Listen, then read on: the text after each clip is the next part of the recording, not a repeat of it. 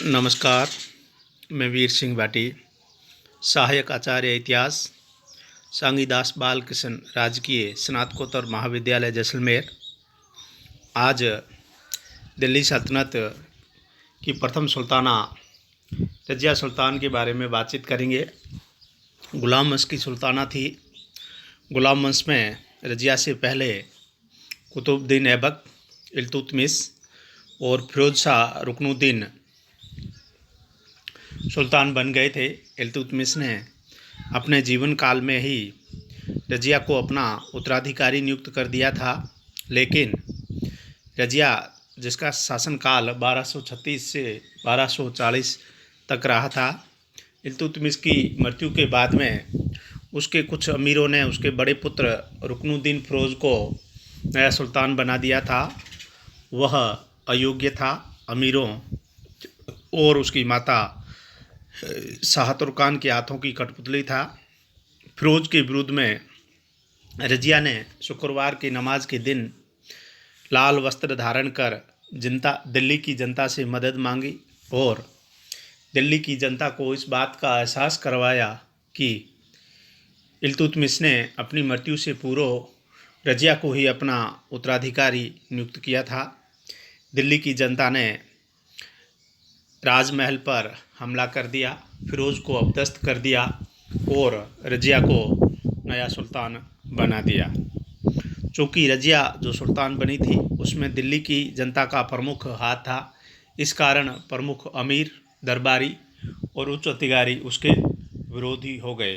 प्रमुख विरोधियों में निजामुद्दीन मोहम्मद जुनैदी जो कि वज़ीर था, मलिक अलाउद्दीन जानी, कबीर अयाज खान, मलिक इजुद्दीन सलारी, मलिक सैफुद्दीन। अब हम बात करते हैं रज़िया की प्रमुख उपलब्धियों के बारे में। पहली उपलब्धि की बात करें तो सबसे प्रमुख उपलब्धि थी प्रारंभिक जो विद्रोह अमीरों ने किए थे उन सबको रज़िया ने पराजित कर दिया। दूसरा, निजामुद्दीन जुनैद को वज़ीर पद से हटा दिया और उसके स्थान पर मुजिबुद्दीन को नया वज़ीर बना दिया। प्रांतों में राज्यपाल पद पर अपने समर्थक अमीरों को नियुक्त किया, जैसे बदायूं का अख्तेदार एतगिन को, भटिंडा का अख्तेदार अल्तुनिया को नियुक्त किया। रज़िया ने पर्दा त्याग कर दिया।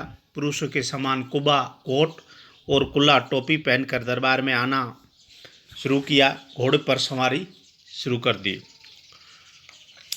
तुर्की अमीरों के दरबार में प्रभाव को संतुलित करने के लिए उसने गैर तुर्की अमीरों के एक दल का भी गठन किया और उसे दरबार में उच्च पदों पर नियुक्त किया। विश्वास पात्र जलालुद्दीन याकूत को, जो कि अबिसिनियाई हबशी था, उसे अमीर आखुर पद पर नियुक्त किया गया।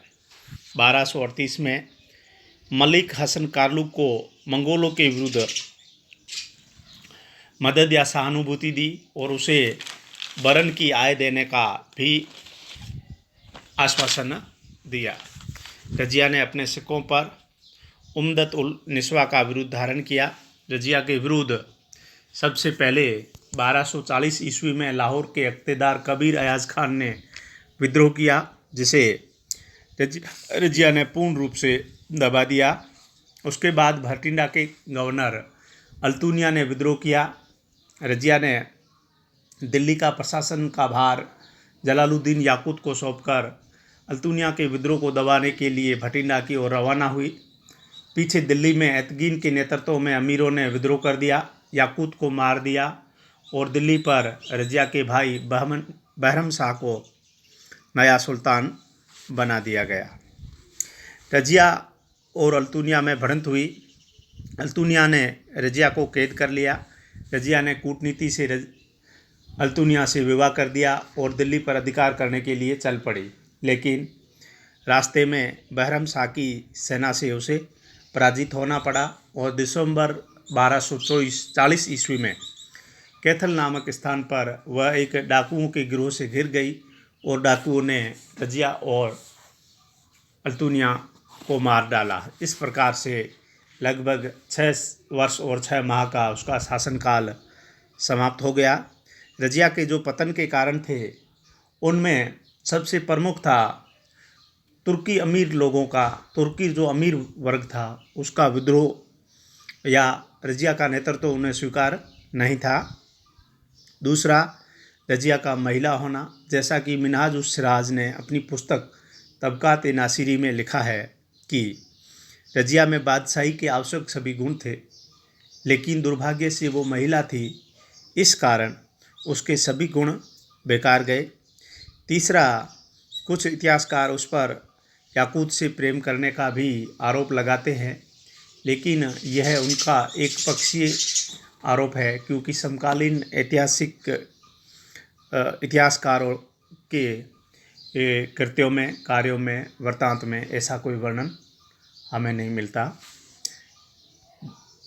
जय हिंद, जय भारत।